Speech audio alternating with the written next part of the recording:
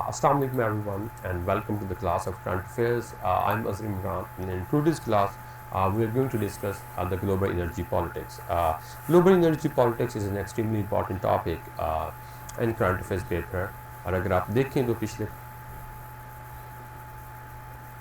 कुछ सालों के अंदर ग्लोबल एनर्जी पॉलिटिक्स के ऊपर ऐसे भी आते रहे हैं। ग्लोबल एनर्जी का जो इम्पैक्ट है और रिलेशनशिप है इन्वायरमेंट के साथ उसके ऊपर भी ऐसे और क्वेश्चंस आते रहे हैं। और फिर ख़ास तौर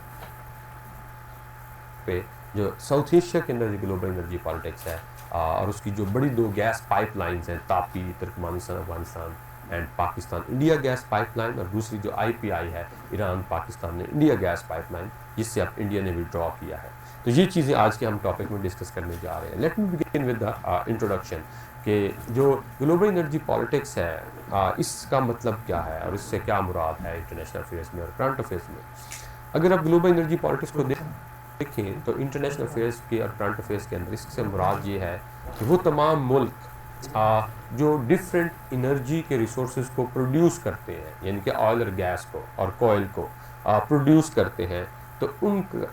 उससे वो दुनिया की इकोनॉमी को किस तरह कंट्रोल करते हैं और उस इकोनॉमिक पावर को या इकोनॉमिक इन्फ्लुएंस को वो दुनिया की पॉलिटिकल पावर और पॉलिटिकल इन्फ्लुएंस के लिए कैसे इस्तेमाल करते हैं और इनका आपस में कोरिलेशन क्या बनता है। तो ये है ग्लोबल एनर्जी पॉलिटिक्स का आइडिया। दूसरा इसका मतलब है कि जो ग्लोबल एनर्जी है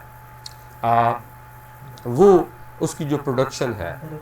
वो क्यों ज़रूरी है और ग्लोबल एनर्जी जो है वो इस दुनिया की तरक्की के लिए और इन जो डिफरेंट स्टेट्स हैं उनकी जो डिफरेंट ह्यूमंस प्रोग्रेस की रिक्वायरमेंट्स हैं उनको पूरा करने के लिए उसका क्या रोल है और वो तमाम मुल्क जो ग्लोबल एनर्जी के रिसोर्सेज को प्रोड्यूस करते हैं जिसमें ऑयल और गैस और कोयल है वो किस तरह जो है उनके साथ किस तरह इंगेज किया जाए कि वो इंश्योर करें उन तमाम मुल्कों को उन रिसोर्सेज की अवेलेबिलिटी जो जिनके पास ये नहीं है ताकि वो उन रिसोर्सेज की मदद से ह्यूमन प्रोग्रेस को इंश्योर कर सके। तो ये वो बेसिक आइडिया है ग्लोबल एनर्जी का ग्लोबल एनर्जी पॉलिटिक्स का। अब अगर हम देखें इसकी थोड़ी सी ब्रीफ तारीख को स्टडी करें ग्लोबल एनर्जी पॉलिटिक्स की ब्रीफ हिस्ट्री को स्टडी करें तो 1920s के अंदर जो है हमारे पास ये ऑयल और गैस के रिजर्व्स जो हैं वो आना शुरू हुए और 40s में जाके जो ग्लोबल एनर्जी के जो रिसोर्सेज थे like oil and gas and coal और वो ममालिक जिनके पास ये रिसोर्सेज थे वो दुनिया की पावर पॉलिटिक्स का सेंटर बन गया। वहाँ पे वॉर्स भी हुई कन्फ्लिक्ट भी हुआ उनको कंट्रोल करने की कोशिश भी की गई।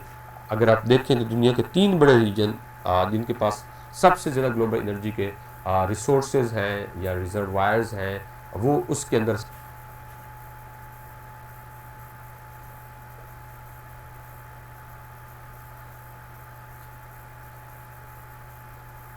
सबसे पहले तो मिडल ईस्ट आता है।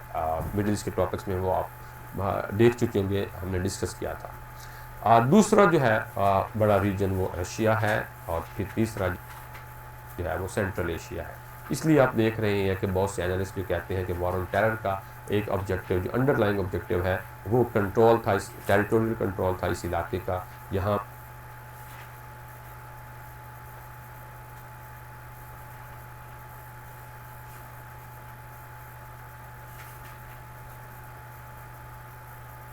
पे सेंट्रल एशिया के साथ जहाँ पे ऑयल और गैस के बहुत ज़्यादा रिजर्व्स पड़े हुए। इसलिए सऊदी अरब की इंटरनेशनल पॉलिटिक्स में इतनी इंपॉर्टेंस है। दैट्स वाई कि सऊदी अरब का इतना क्लोज रिलेशन है अमेरिका के साथ और वेस्टर्न पावर्स के साथ। इसलिए ईरान के अंदर जो रिजीम बैठा हुआ है उसको इतना एक्सेप्ट नहीं किया जाता कि जो ईरान के ऑयल गैस के रिसोर्सेज हैं वो उस तरह वेस्टर्न कंपनीज तक उनके पास कॉन्ट्रैक्ट्स नहीं है और एक्सेस नहीं है और वो प्रॉफिट मेकिंग के लिए इस्तेमाल नहीं करते हैं। और ईरान जो है वो उसको अपनी पॉलिटिकल बारगेनिंग के लिए पावर बारगेनिंग चिप के तौर पे इस्तेमाल करता है जैसा उसको रशिया भी बैक करता है फिर चाइना भी सपोर्ट करता है। ये चाइना ईरान का सबसे बड़ा ऑयल एंड गैस का इंपोर्टर है। तो 40s के अंदर जाके जब कोल्ड वॉर स्टार्ट हुई और इंडस्ट्रियलाइजेशन और इकोनॉमिक कंपटीशन स्टार्ट हुआ तो यूरोप और अमेरिका को ज़रूरत पड़ी ऑयल और गैस की रिसोर्सेज की अपनी इंडस्ट्रियलाइजेशन के लिए अपनी ट्रांसपोर्टेशन की इंडस्ट्री के लिए एयर ट्रांसपोर्टेशन की इंडस्ट्री के लिए और इंडस्ट्रियलाइजेशन के लिए मैन्युफैक्चरिंग इंडस्ट्री के लिए।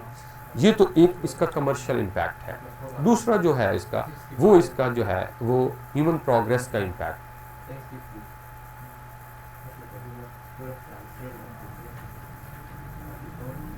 ये रोल है या ये फैक्टर है। ह्यूमन प्रोग्रेस से क्या मुराद है कि अगर आप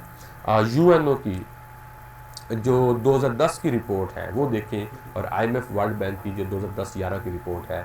ग्लोबल एनर्जी इंडेक्स के नाम से, उसको स्टडी करें तो आप को बड़े इंटरेस्टिंग फैक्ट्स मिले। और उस इन फैक्ट्स के अंदर हम जो है दो चीज़ों को स्टडी करेंगे। सबसे पहले तो हम ये देखते हैं कि इस वक्त जो ग्लोबल एनर्जी की प्रोडक्शन में है उसमें कौन कौन से सोर्सेज इन्वॉल्व हैं। तो अगर आप देखें तो तकरीबन 60% जो ग्लोबल एनर्जी की प्रोडक्शन है वो ऑयल और गैस से होती है, और उसके बाद जो है वो कोयल आता है, और फिर उसके बाद जो है वो न्यूक्लियर एनर्जी आती है, और फिर उसके बाद जो है रिन्यूएबल एनर्जी रिसोर्सेज आते हैं। अब जब हम ये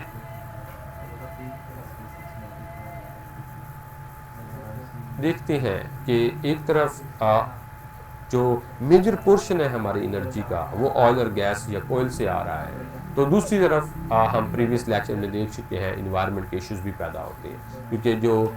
फॉसिल फ्यूल की कंजप्शन है, ऑयल और गैस का इस्तेमाल जो है और जो कोयल का इस्तेमाल है, वो सबसे बड़ी कॉज है हमारे इन्वायरमेंट की डिस्ट्रक्शन के लिए, सस्टेनेबल इन्वायरमेंट के लिए। तो एक तो ये चैलेंज है हमारे लिए, हमने इसको एड्रेस करना है कि इसका क्या इम्पैक्ट होता है। दूसरा जो मैंने पहले बताया ह्यूमन प्रोग्रेस का एलिमेंट है कि अगर आप देखें उन रिपोर्ट्स का जिनका मैंने हवाला दिया, तो according to those reports that almost 60% population of the world does not have access to clean water, does not have access to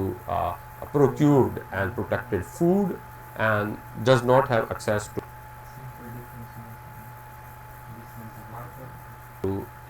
warm water for bathing and other domestic consumption. Particularly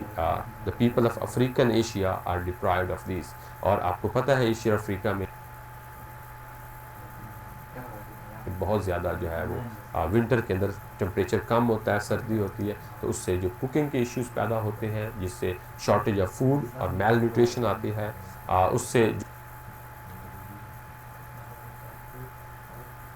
जो आपकी जो है bath के और cleanliness के issues पैदा होते हैं, और फिर उससे जो आप हीटिंग के लिए जो आपको एनर्जी रिक्वायर्ड होती है उसके जो इश्यूज आते हैं। तो ये वो एक फैक्टर एंगल है। फिर दूसरा जो है कि अगर आप इंडिया के अंदर देखें और चाइना के अंदर देखें, ये दो बड़े मुल्क हैं, ख़ासतौर पे इंडिया के अंदर, तो वहाँ पे 60% लोगों के पास या 60% आबादी के पास ये तीनों चीज़ें नहीं है। वो उनके पास मिनिमम एक्सेस टू एनर्जी नहीं है, जिसको वो कुकिंग के लिए, जिसको वो जो है डोमेस्टिक कंजप्शन के लिए, सर्दियों में हीटिंग के लिए और फूड की प्रोक्योरमेंट के लिए इस्तेमाल कर सकें, जिससे वहाँ पे मेल न्यूट्रिशन भी है और फूड सिक्योरिटी भी है। फिर इलेक्ट्रिसिटी जो है, जो बिजली है, जो पावर जनरेशन है, पाकिस्तान के अंदर भी एक बड़ा क्राइसिस है, वो आगे हम देखेंगे। पावर जनरेशन जो है वो अफ्रीका और एशिया में billions of population does not have access to power, to energy, तो उस एनर्जी की एक्सेस के लिए भी आपको जो कोयल और फॉसिल फ्यूल की ज़रूरत पड़ती है। तो अगर हमने ह्यूमन प्रोग्रेस को अचीव करना है तो हमें जो है ये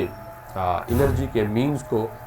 एक्सेसिबल बनाना है उन तमाम रीजन्स और मुल्कों तक जिनके पास ये एनर्जी के शॉर्टेज का क्राइसिस है। तो दैट इज़ द आइडिया। अब जब हम देखते हैं इम्पोर्टेंस ग्लोबल एनर्जी की, तो मैंने ब्रीफली एक्सप्लेन कर दिया। अब जब हम ग्लोबल एनर्जी की इम्पोर्टेंस को देखते हैं तो ब्रॉडली इसकी दो इम्पोर्टेंस है। एक तो ग्लोबल इकोनॉमिक इम्पोर्टेंस है, और ग्लोबल इकोनॉमिक इम्पोर्टेंस में फिर दो तरह की फर्दर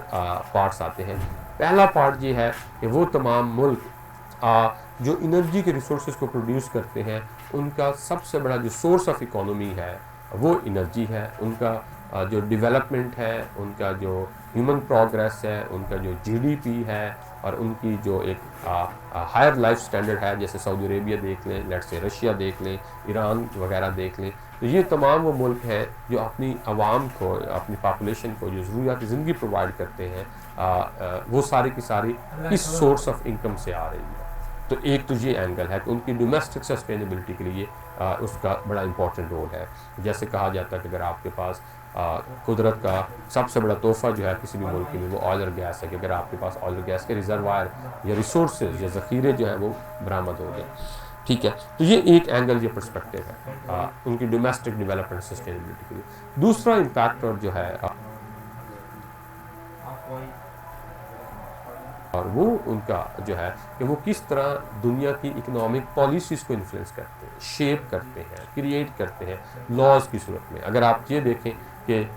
जो इस वक्त कोरोना के क्राइसिस की वजह से ऑयल की कीमतों का इशू हुआ है, क्योंकि ऑयल की डिमांड में कमी आई है, क्योंकि आपकी पूरी की पूरी ट्रांसपोर्ट इंडस्ट्री, चाहे वो एयर ट्रांसपोर्ट इंडस्ट्री हो, चाहे वो ग्राउंड ट्रांसपोर्ट इंडस्ट्री, वो सारी की सारी शट डाउन है, वो क्लोज है, जिससे क्या हुआ है कि आपकी ऑयल की और गैस की प्राइसेस कम हुई है, उसकी कंजप्शन में कमी आई है। तो वो तमाम मुल्क जो एक तरफ कोरोना से चैलेंज को फेस कर रहे हैं, सामने कर रहे हैं, तो दूसरी तरफ उनकी इकोनॉमी में भी जो है वो कमी आई है, उनकी इनकम में कमी आई है, क्योंकि वो ऑयल और गैस बेचते थे, उनका सोर्स ऑफ इनकम ऑयल और गैस था, जैसे सऊदी अरेबिया वगैरह के ममालिक शामिल हैं। तो उससे क्या हुआ है, ऑयल और गैस की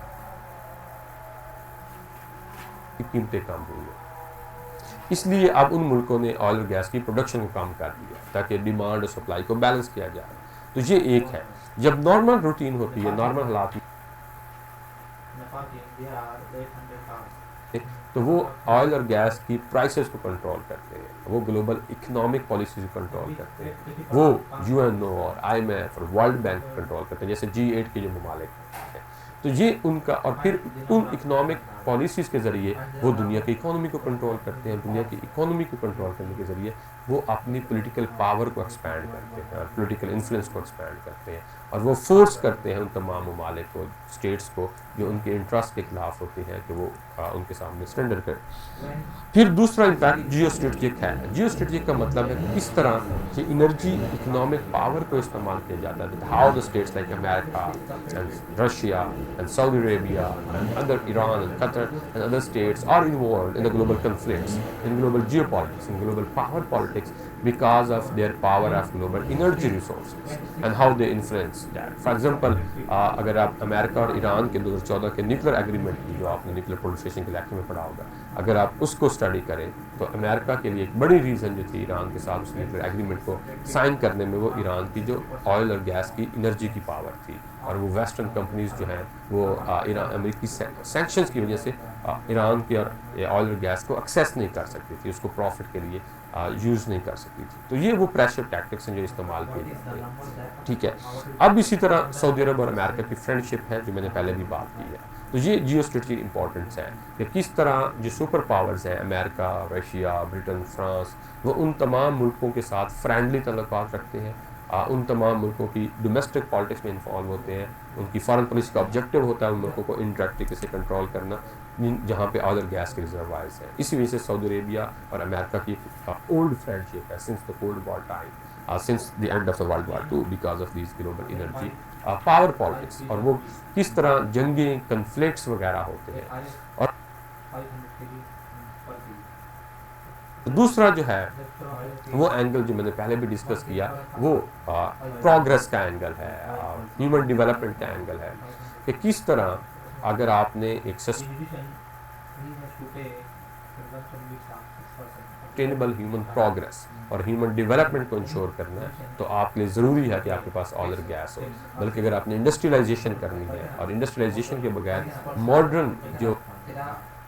नीड्स हैं उनको फुलफिल नहीं किया जा सकता। बहुत से गरीब ममालिक जैसे पाकिस्तान है, जैसे अफ्रीका के ममालिक हैं, जहाँ पे लाखों और करोड़ों लोग बेरोज़गार हैं, अगर आप उनको एम्प्लॉयमेंट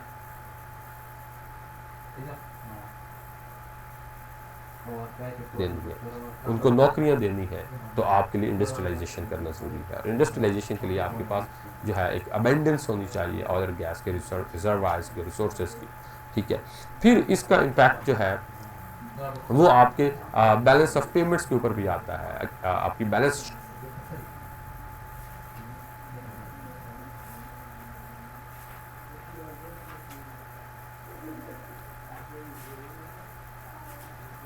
शीट के ऊपर भी आता है, फाइनेंशियल बैलेंस शीट के ऊपर, कि वो तमाम ममालिक जो इंपोर्ट करते हैं, जैसे पाकिस्तान शामिल है, वो ज़्यादातर ऑयल और गैस के एनर्जी के जो रिसोर्स हैं वो इंपोर्ट करते हैं। तो उससे आपकी जो डोमेस्टिक करेंसी है उसका जो कन्वर्जन रेट होता है डॉलर के साथ, वो ऊपर नीचे होता है, जिससे आपकी इन्फ्लेशन, जिनकी गुर्बत की और इकोनॉमिक डेवलपमेंट जो है वो अप एंड डाउन की तरफ जाती है। जैसे पाकिस्तान है,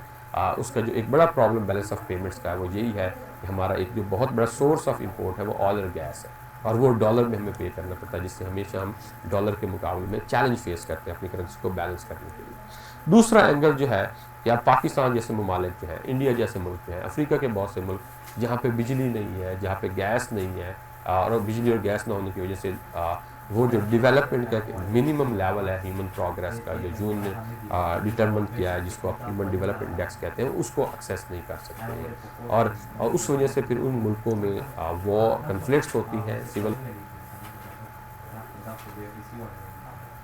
वॉर्स होती हैं, इलेक्शंस के दौरान जो है वायलेंस होता है, और हुकूमतें जो हैं और गवर्नमेंट्स की हैं उन पॉलिसीज़ के ऊपर आप इलेक्शंस में आती और जाती हैं। तो ये वो ब्रॉडर कॉन्टेक्स्ट हैं, और फिर उस वजह से फिर सुपर पावर की उनको इन्फ्लुएंस करती हैं जियो स्टेट इंटरेस्ट।